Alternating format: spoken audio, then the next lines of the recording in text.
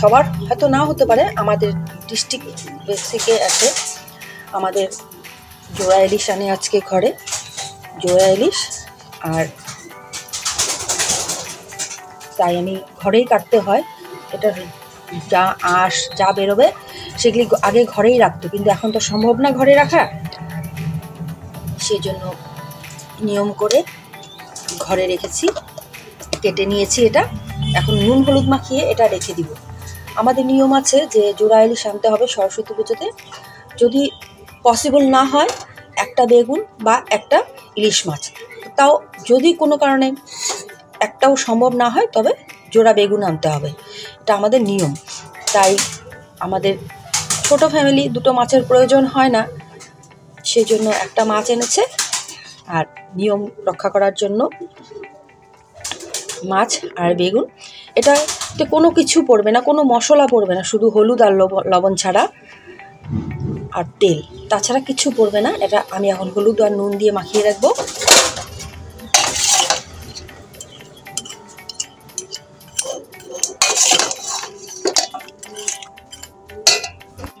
এটা নুন হলুদ দিয়ে মেখে রেখেছি। এখন আমি এটাকে কিছু ঢেকে রাখবো, আর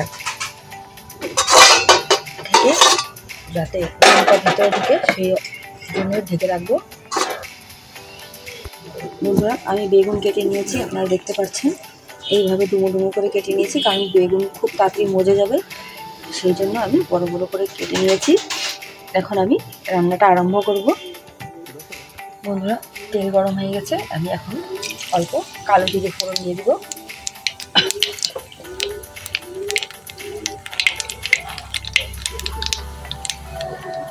এখন এক এক করে বেগুন দিয়ে দেবো।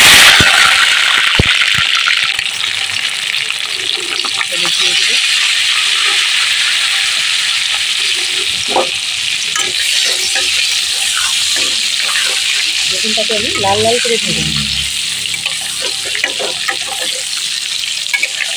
বন্ধুরা, বেগুন লাল লাল করে ভাজা হয়ে গেছে। এখন আমি প্রয়োজন মতো নুন দিব। নুন দিয়ে এখানে আমি জল দিয়ে দেবো। আমি আগেই বলেছি এখানে কোনো মশলা পড়বে না, শুধু নুন হলুদ ছাড়া। সাধারণ হয় এটা, আমি অন্যদিন বানালে হয়তো এত স্বাদ হবে না, কিন্তু আজকে এটা খুবই স্বাদ হয় খেতে। আর মাছটাও ভাজা হবে না, কাঁচা মাছই যাবে এখানে। এটা যে পর্যন্ত ফুটছে, ফুটে উঠুক, এটা ফোটার পরে আমি মাছ দিব। কাঁচা লঙ্কা দিয়ে দিব।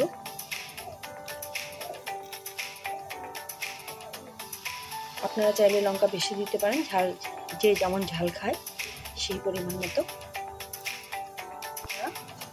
মাছের ঝোল ফুটে উঠেছে, এখন আমি এখানে এক করে মাছ দিয়ে দেবো।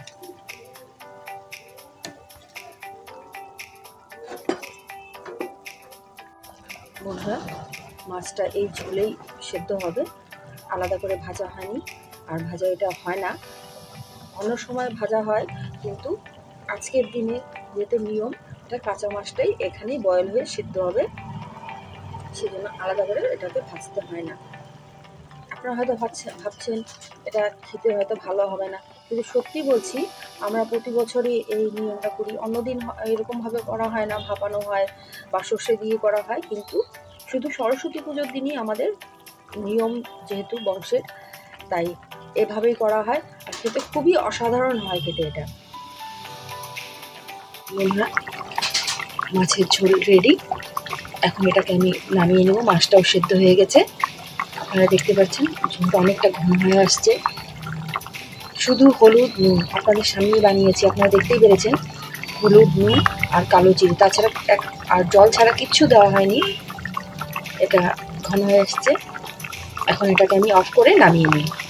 বন্ধুরা, ইলিশ মাছের ঝোল রেডি। আশা করছি আপনাদের সবার ভালো লাগবে। ভালো লাগলে প্লিজ ভিডিওটাকে লাইক করবেন, তার সাথে সাথে কমেন্টসে জানাবেন কেমন লেগেছে।